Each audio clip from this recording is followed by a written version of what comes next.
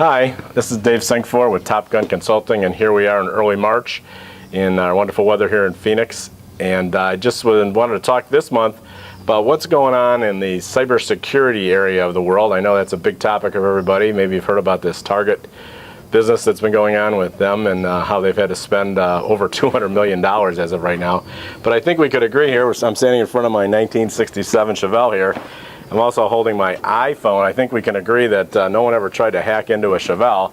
On the other hand, there is a growing threat these days of more hackers getting into personal type devices like an iPhone or a pad or a tablet.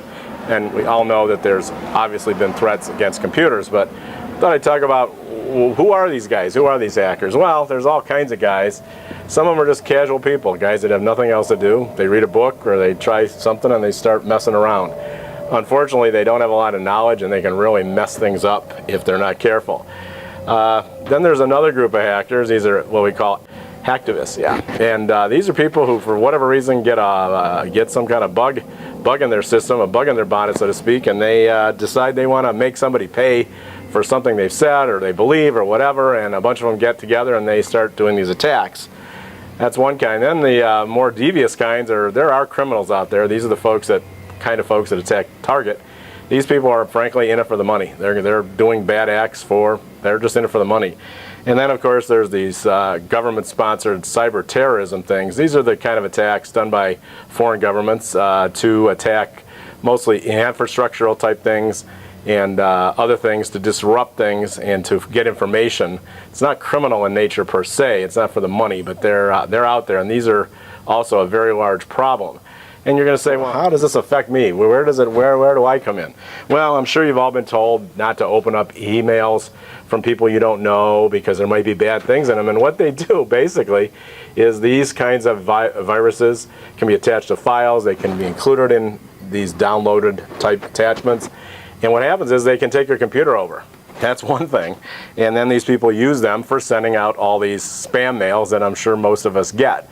The other thing that's going on now is there's also this thing called ransomware, where someone gets a virus in your system and they literally encrypt your files, encrypt your whole hard drive, and then they send you a message that unless you send them generally around $300 to $500, you're encrypted, and that's it. You say, oh, I can find somebody to decrypt it. Well, I hate to tell you, there is nobody, no amount of money, no amount of time, and no computer on earth that's going to decrypt this thing. It's pretty well it, and unfortunately people have had to send them the money. So it's pretty devious out there right now, and unfortunately a lot of it has to do with the fact that we as people do things we shouldn't be doing, like opening up the mails, like putting things in our computer, not updating when we're supposed to.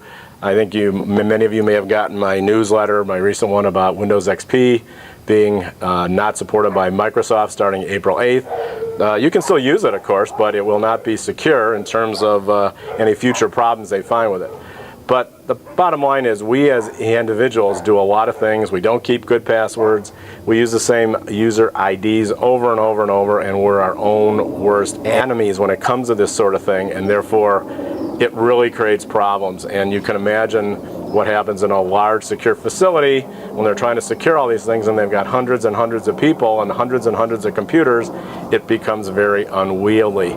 This is actually going to be a two-part newsletter. I'm going to continue some of this next month, and I just wanted to give you a brief idea of what's going on out in the real world here. It's far more elaborate than even I can describe here, but nevertheless it's something you need to know about, and not only for your businesses but for your personal PCs as well. So again, this is Dave Senkfor with TopGun Consulting. If there's any question you have about this subject, please feel free to call me, and I'm looking forward to finishing this up next month. Thanks.